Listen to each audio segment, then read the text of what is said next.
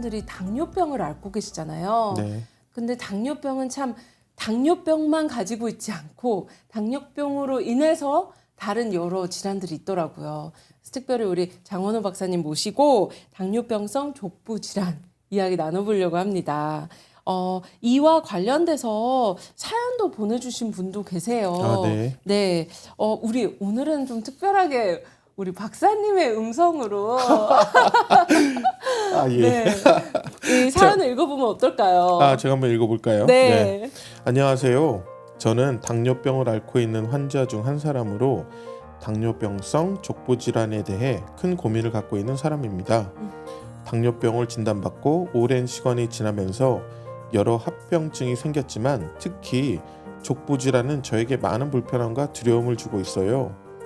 발에 작은 상처가 생겨도 잘 낫지 않거나 감각이 묻어지는 증상이 있어 걱정이 큽니다. 그동안 병원을 다니며 관리를 해왔지만 시간이 지날수록 발에 대한 불안감이 커지는 것은 어쩔 수 없는 것 같아요.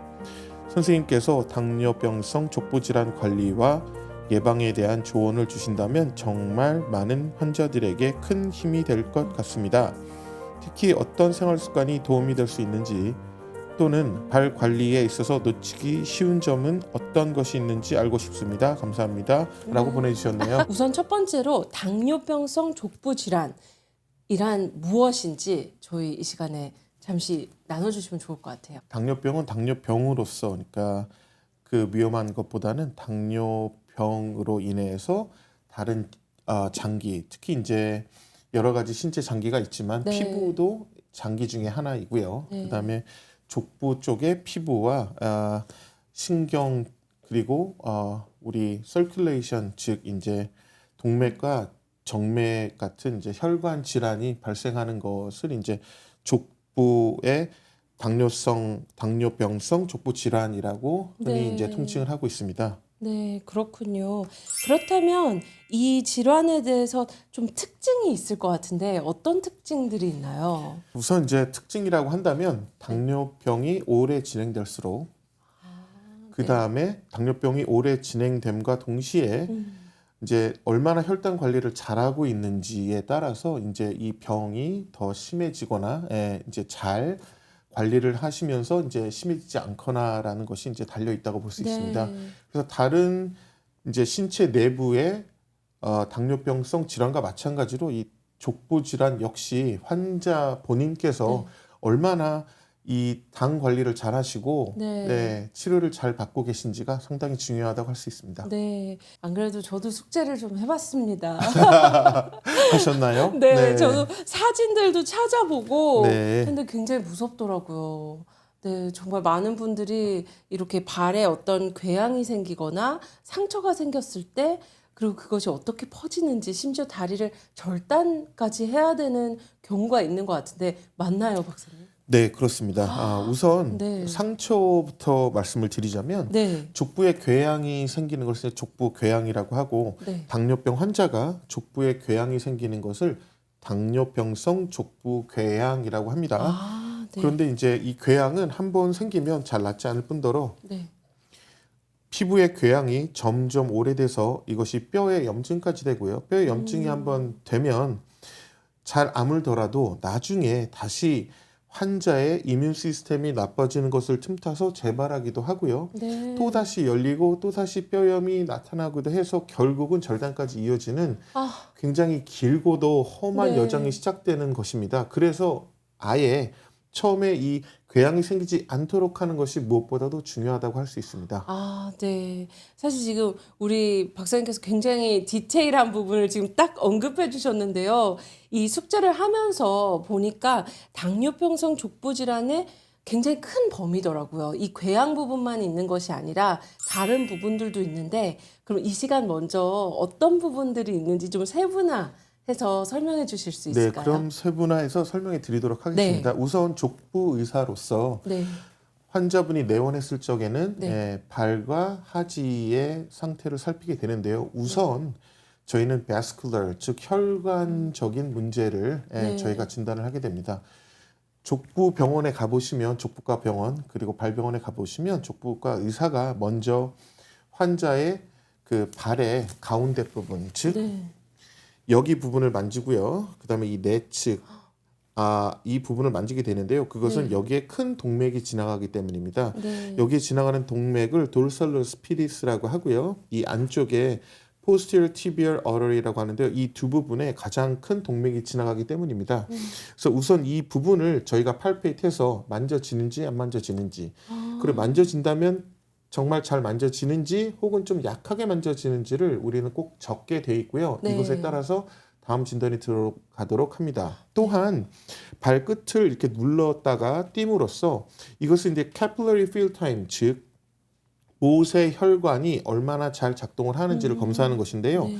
0에서 3초, 즉 눌러서 하얘졌는데 그 하얀 것이 다시 빨개지는 속도가 0에서 3초까지는 정상이고요. 3초 이상 걸리면 그것은 이제 정상이 아닌 범위로 나가게 됩니다. 네. 또한 발에 헤어가 있는지 없는지, 네, 네. 발에 이제 그 털이 잘 나 있는지, 분포가 되어 있는지, 또 피부 상태는 어떤지를 종합적으로 검진을 해서 우리가 이 혈관 상태를 꼼꼼하게 노트를 하게 되어 있습니다. 그렇군요. 그 다음에는 혈관이 괜찮다면 이제 다시 스킨, 즉 이제 우리의 피부적 상태를 보게 되는데요. 피부적 상태는 아까 그 혈관에서 비롯한 것과 좀 비슷한 것을 보게 되는데요.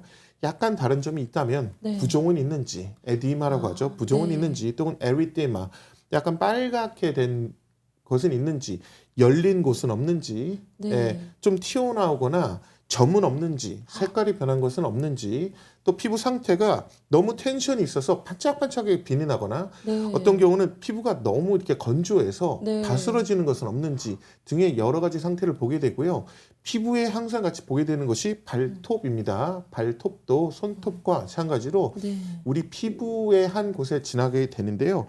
그 피부에 같은 피부와 같은 그 속에 속해 있기 때문에 우리는 이 발톱을 어떻게 상태를 잘 유지하는지, 색깔은 맞는지, 두께는 얇는지 두꺼운지, 그 다음에 안에 색깔이 변하면서 안에 약간 디브리, 즉 찌꺼기가 포함되어 있는지 아닌지, 네.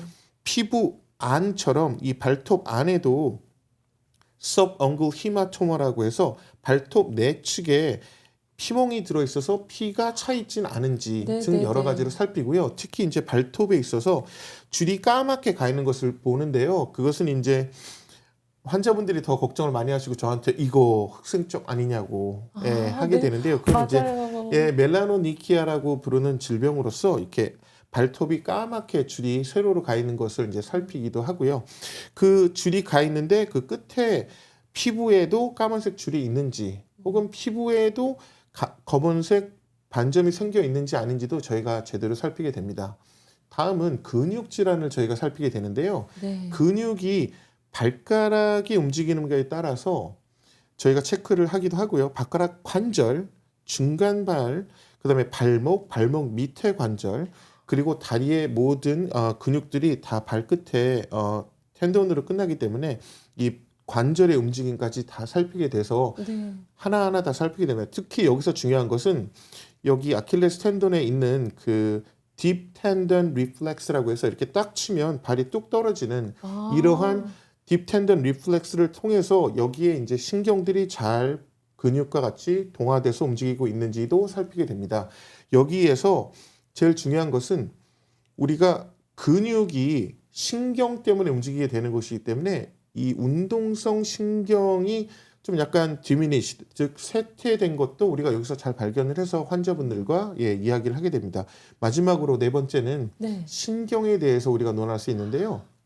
우리가 신경은 크게 두 가지로 나눠서 이야기할 수 있습니다. 첫 번째는 위치 감각을 이야기할 수 있고요. 두 번째는 이제 vibratory sensation, 즉 통각, 페인을 느낄 수 있느냐, 통증을 느낄 수 있느냐 없느냐로 나눠서 이야기해 볼 수 있는데요.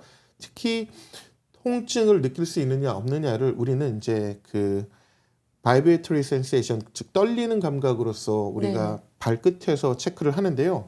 그 부위는 크게 이 첫 번째 발가락, 엄지발가락의 내측을 그 떨리는 그 튜닝 포크로 이렇게 떨리는 바이브레이션 감각을 체크해서 환자분들이 느끼시는지, 느낀다면 언제 그 감각이 없어지는지를 체크하게 되고요. 아, 여기서 네. 쇠퇴하게 됐을 경우에는 중간 내측의 복숭아뼈까지 가서 여기도 똑같이 테스트를 해서 여기에도 감각을 똑같이 느끼시는지 감소되는지를 봅니다.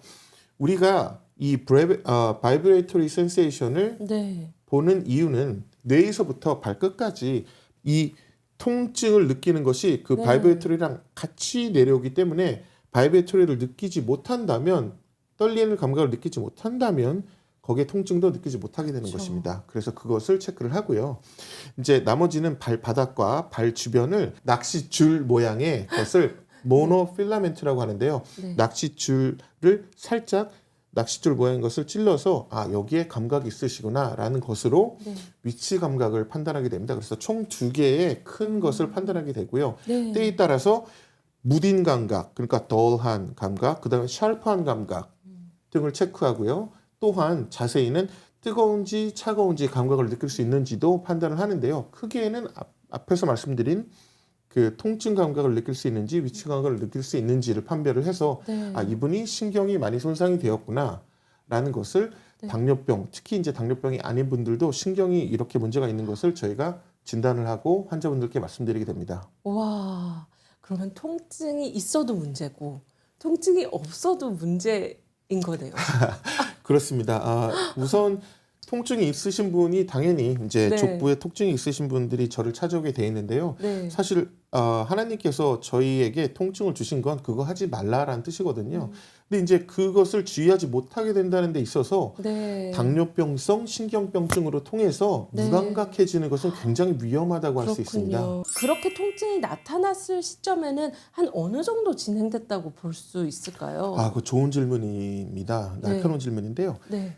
우선 처음에 신경이 안 좋아지기 시작하면 네. 자각 증상이 나오기 시작하는데 그것은 여러 가지로 환자분들께서 말씀하십니다. 네. 개미가 기어다니는 것 같다. 네. 발에 떡이 붙어 있는 것 같다. 어머. 어떤 게 하나 더 젤리가 덧대 있어서 이상하다. 무감각하다. 발이 시렵다, 뜨겁다 여러 가지로 이야기를 하시는데요. 그것은 네. 다 이상 감각이 발현된 것으로 네. 말초의 신경이 약간 이상한 것으로 판단해서 말초신경병증이라고 우리는 이야기를 하고요. 네. 당뇨병 때문에 그런 경우도 있지만 여성분들이 호르몬의 변화를 급격히 겪으면서 특히 이제 타이로이드 그러니까 이런 것에 이제 호르몬이 변화되면서 거기로 인해서 이런 말초신경병증이 나오는 경우 또 이제 우리가 암이나 이런 질병을 통해서 치료를 받거나 약을 먹었을 때 그 약에 의해서 신경이 약간 쇠퇴하면서 느끼는 신경병증. 네. 또 이제 약주 좋아하시는 분들 있죠. 네. 그러신 분들이 이제 신경이 이제 약주를 많이 드시면 그것이 약해지니까 그것 때문에도 비슷한 증상을 겪게 됩니다. 그것은 주로 발병 초기. 제가 초기라고 말씀드리는 것은 한 5년 정도, 그렇군요. 그 정도를 보고 있고요. 나중에 되면 점점 이 쇠퇴하는 것이 심해져서 네. 무감각하게 되고요. 통증을 거의 느낄 수 없는 이런 이상 감각조차 느낄 수 없고 네. 넘해지는 것을 겪게 되십니다. 아이고, 그러면 정말 초기에 그 증상을 느끼시면 오히려 감사하시고 빨리 병원을 내원하셔야 될 것 같은데요. 예, 그렇습니다. 네. 그러면 우리 원장님께서도 이렇게 발이 뜨겁다, 차갑다 이런 이야기도 해주셨잖아요. 그거는 뭔가 혈액순환하고도 관련될 것 같은데 어떤가요? 네, 그렇습니다. 많은 분들이 오해를 네. 하시고 또 질문하시는 것이 그것인데요. 네. 실제로 혈액순환이 좋지 않아서 차갑게 되는 경우도 있습니다.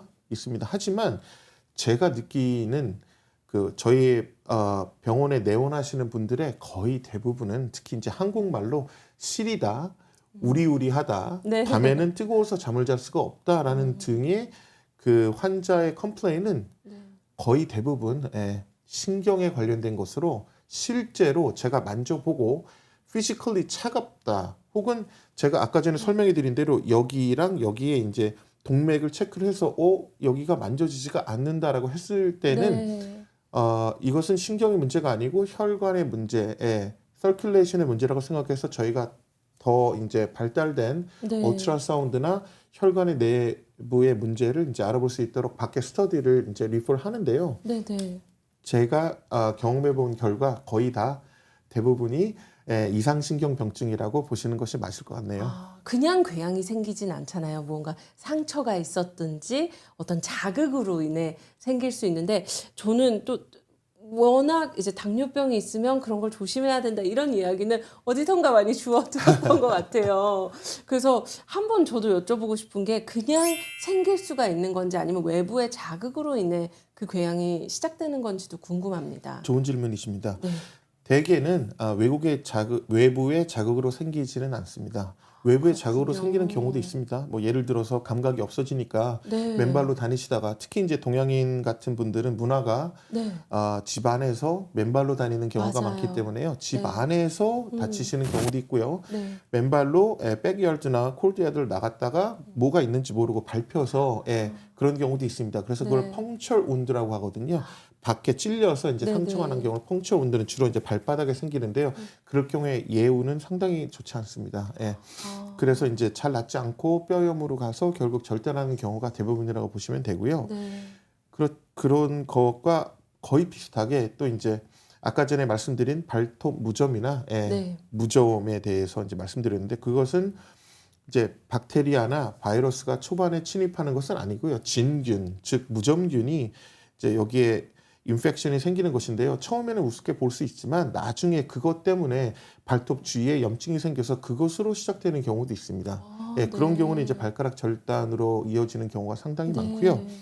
대부분은 환자분들이 인식하지 못하시는데요. 부었다가 가라앉았다, 부었다 가라앉았다 하면서 피부에 조그만 블리스터가 생기게 됩니다. 초반에 블리스터가 생겼다가요. 네. 그 블리스터가 터지고요. 그 물집이 터지면서 상처가 조그맣게 생기는데요.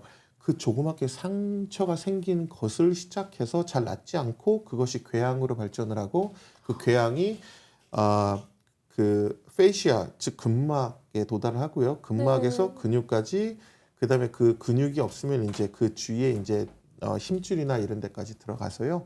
이제 뼈까지 이제 감염이 되는 그런 경우를 굉장히 많이 보게 됩니다. 제가 이렇게 우리 원장님께서 설명해 주시는데 너무 상상을 하면서 또 무서운데요.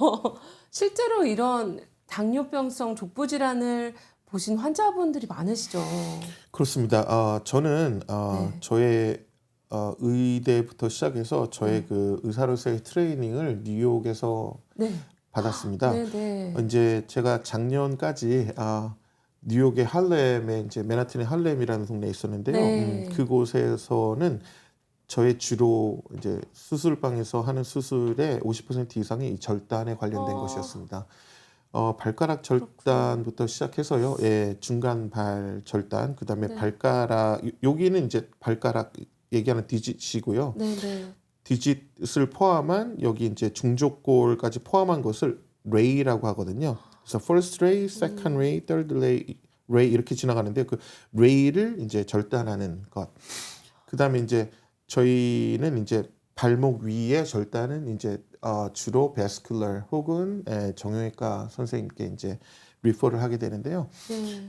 그것뿐만이 아니고 이제 안에서 많은 부위의 절단 및 그 상처를 이제 디브라이먼 한다고 표현하는데요. 그것을 이제 다 썩은 것을 잘라내고 새살이 돋게 하는 그런 수술 많이 해왔습니다. 이 당뇨병이란 것은 오랜 동안 질병을 갖고 있는 것도 무서운 것이지만 네. 진단을 받은 후에 혹은 그 전에 얼마나 내가 내 자신의 혈당을 조절하는지가 정말 중요합니다. 그래서 이 혈당을 조절하지 못하고 약물을 쓰거나 쓰지 않은 경우에도 자기가 그 혈당이 컨트롤되지 않으면 네. 이것은 걷잡을 수 없게 이제 진행이 되는 것으로 세계보건기구에서 사실 10대 질병, 그러니까 어떤 것이 가장 위험하고 그 5년 생존율, 즉 장기 생존율, 5년 장기 생존율에 의해서 어느 것이 가장 위험한가를 이제